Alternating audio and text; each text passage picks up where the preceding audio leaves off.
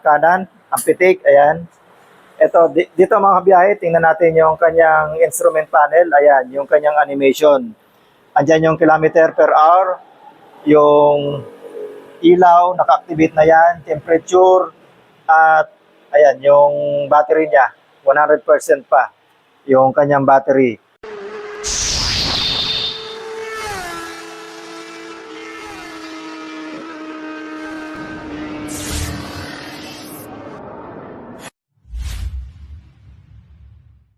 Mga kabiyahe, may papakita ko sa inyo mga kabiyahe ng isang electric vehicle o electric bike. Ito ay nakalocate sa Salawag, Dasmariñas, Cavite. Ang landmark nito mga kabiyahe ay yung Sigmore, Salawag, Dasmariñas, Cavite. At ito naman ang makikita ninyo, ayan, Chanda electric bike. So tingnan natin mga kabiyahe sa loob yung sinasabi ko sa inyo na electric vehicle, para kung sakaling magustuhan ninyo, pwede nyo lang i-avail dito sa outlet na ito. Tara, let's go! So tara mga kabiyahe, ito yung sinasabi ko sa inyo na ibang brand na naman ng electric vehicle. Chanda ang brand niya mga kabiyahe. Ayan. Ito ay 3 wheels at marami tayong available dito. Meron din tayong 4 wheels, ayun, nasa loob. Tingnan natin mga kabiyahe, halika dito sa loob. Ayan, may kulay purple tayo dito. May kulay blue. May pagka magenta siya mga kabiyahe. Tapos may black and then may white. Ayan, may red. Ayan. Yun yung mga stock ngayon dito mga kabiyahe sa napuntahan nating outlet, which is dito nga yan sa Barangay Salawag, Dasmariñas, Cavite. Pero ito mga kabiyahe ang ipipicture natin. Itong 3 wheels. Ayan, ang kulay niya, combination siya mga kabiyahe ng sky blue. And then mayroon siya ditong maroon. Ayan, glossy. At yung kanyang bubong, ayan, hard plastic yan mga kabiyahe na makapal. Kaya hindi naman siya yung malutong, may pagka-rubberized din. Kahit paluin mo to ng martilyo mga kabiyahe, hindi siya basta-basta mababasag. Pero pagdating dito mga kabiyahe sa kanyang, ayan o, yung windshield niya, maganda rin ang pagkakayari, gawa ng ito ay glass hindi fiberglass. Ito ay salamin mismo.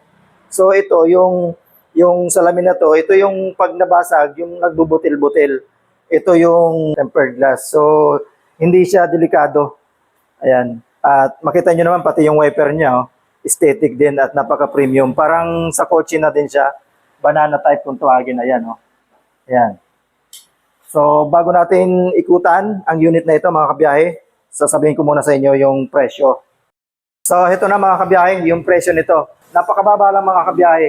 Sa ganito ka astig at ganito ka forma na e-bike, nagre-range lang siya ng 48,000. Ayan, sa cash po yan mga kabiyahe. At akalain nyo mga kabiyahe, dito ay nagbibigay din ng installment through home credit. Ayan, so kung gusto nyo ng installment mga kabiyahe, kung alam nyo yung home credit, isang valid ID lang, pwede nyo nang mailabas ito. Ang alam ko mga kabiyahe sa home credit is napakababa lang ng kanilang interest. So yun yung maganda dito. Kung wala tayong cash ng 48,000, pwede po natin ipasok ng home credit. At dito po sa pinakita natin sa likod, ayan, yung pinakita natin, itong mga 4 wheels, ang kasya dito ay 4 na tao. Kahit medyo chabi-chabi kayo mga kabiyahe kasi yung 4 na tao dyan. And then doon naman sa likuran, pang-6 na seater naman yan. Gawa ng back-to-back yung likod yan mga kabiyahe. So balik tayo dito sa ating 3-seater. Ang presyo naman mga kabiyahe ng 4-seater natin, itong ang magmula dito sa itong purple hanggang dun sa blue-black na yon. Ang presyo naman niya ay 64,000. Ayan, para sa 4-seater natin. At sa 6-seaters naman natin ay 67,000 po yung presyo niya. Lahat po ng unit dito sa Chanda e-bike ay via home credit available po yan ha. Mga kabiyahe, itong 3 wheels natin mga kabiyahe, 1,200 watts. And then sa 6-seaters at 4-seaters ay same lang sila. 1,500 watts. Ayan.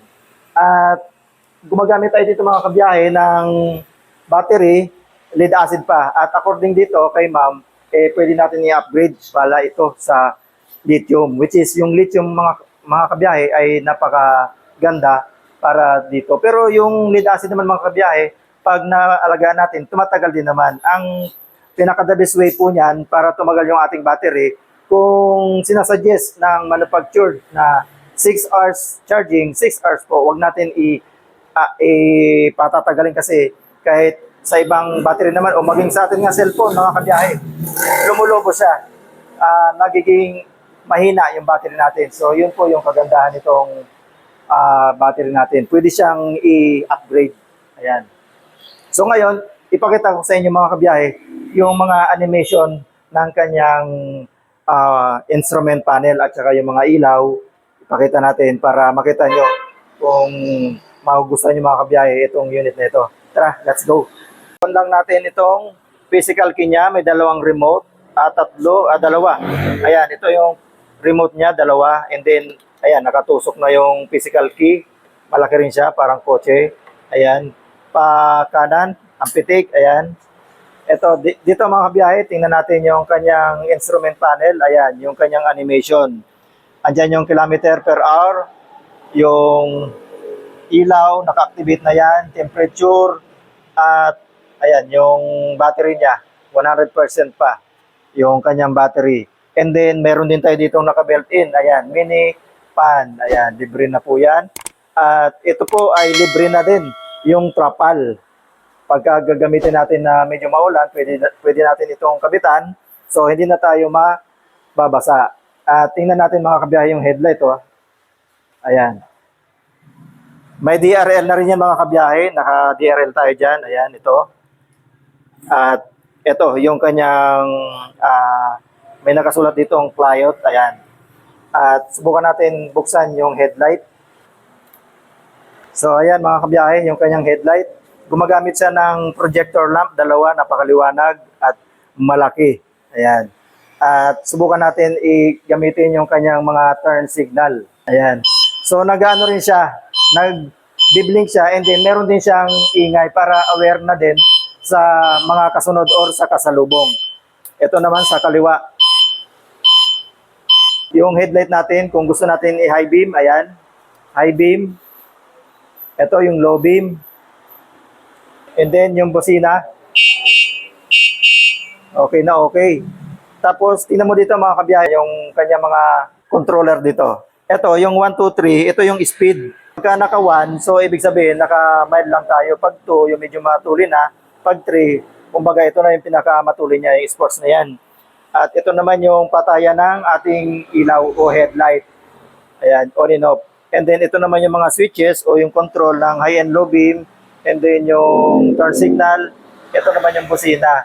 At yung kanyang preno mga kabiyahe, may lock din yan ha. Ayan o, nailalock siya ito. Pag halimbawa naka-downhill kayo, pwede nyo pisilin ito, ibababa nyo lang ng ganyan. Ayan, nakalock na po siya. At the same time, meron din tayo dito sa baba. Ayan, pinaka handbrake niya. Ayan. At doon, meron din tayong foot brake. Ayan, parang kotse yan, oh, may foot brake. At dito, may malaking bulsa. Pati doon sa kaliwa mga kabiyahe, meron. Ito naman yung switch ng ating wiper. Kapag naka-activate ito mga kabiyahe na unit, ayan, active din yung kanyang underglow light. Ayan, oh. Iba't ibang kulay niyan mga kabiyahe. Oh. Kapag ginamit niyo sa dilim, maganda. Ito naman mga kabiyahe, yung appearance ng taillight nyo. Naka-LED na lahat yan. And then dito sa baba, dito natin ilalagay yung license plate natin. At meron din tayo ditong bumper na solid na bakal. May reflectorized tablo. At itong pinakakahan na itong mga kabiyahe ay nagsisilbing compartment. Ayun o.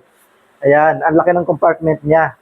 So, kasyang-kasya dito mga kabiyahe, yung isang kabang bigas, yung 25 kilos. Ayan. At kung mapapansin niyo mga kabiyahe linagay lang itong box na ito yung pinaka-battery niya, pero dito yung nakapwesto. Linagay lang ng stop dito sa outlet para lang may pakita sa ating mga kabiyahe na activate yung kanilang mga unit dito. So, goods na goods. Dahil anytime na gusto nyong kumuha ng unit dito, may lalabas. Gawa ng puro activate yan mga kabiyahe. Battery lang ang tiyatanggal. Gawa ng pag nakakabit yan is nadidrain siya. At ang isa pa dito kagandahan mga kabiyahe, tingnan natin yung gulong. Ayan, nakamags tayo dyan. Naka-4 na bolt, parang kotse yan.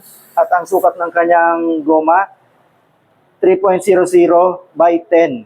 At lahat ng gulong na ito mga kabiyahe ay naka-tubeless na. So, less hassle na dito para sa mga flat-flat na yan dahil hindi na tayo mapaplat basta-basta dahil naka-tubeless na nga po yan. At kung mapapansin nyo, ito yung kanyang motor. Ayan, nasa ilalim, malaki. Ayan yung motor niya mga kabiyahe. At drum brake, ang ginagamit dito, kabilaan yan ha. Naka-drum brake yan. So, kapit na kapit yan. So, silipin natin yung gulong dito sa unahan. Ito naman yung appearance ng gulong dito sa unahan. Same lang sila ng lapad o laki ng gulong sa likuran. 3.00 by 10 at naka-drum brake, tubeless. So, yun mga kabiyahe, yung ating review dito sa unit na ito ng electric vehicle ng Tianda. At kung nagustuhan nyo mga kabiyahe itong unit na ito, dito lang kayo pumunta sa Tianda, Salawag, Dasmariñas branch. Ayan. At pinakita ko nga po sa inyo kanina yung landmark nito. Harap mismo ng Save More, Salawag, Dasmariñas, Cavite. At bago po tayo magtapos, ako po muna ay babati sa inyong lahat na ako po ay nagpapasalamat sa inyo sa lahat ng pumapasok sa BNA Prank Facebook page, TikTok at sa ating YouTube channel. Maraming salamat po. Kita-kits ulit tayo. BNA Prank. God bless.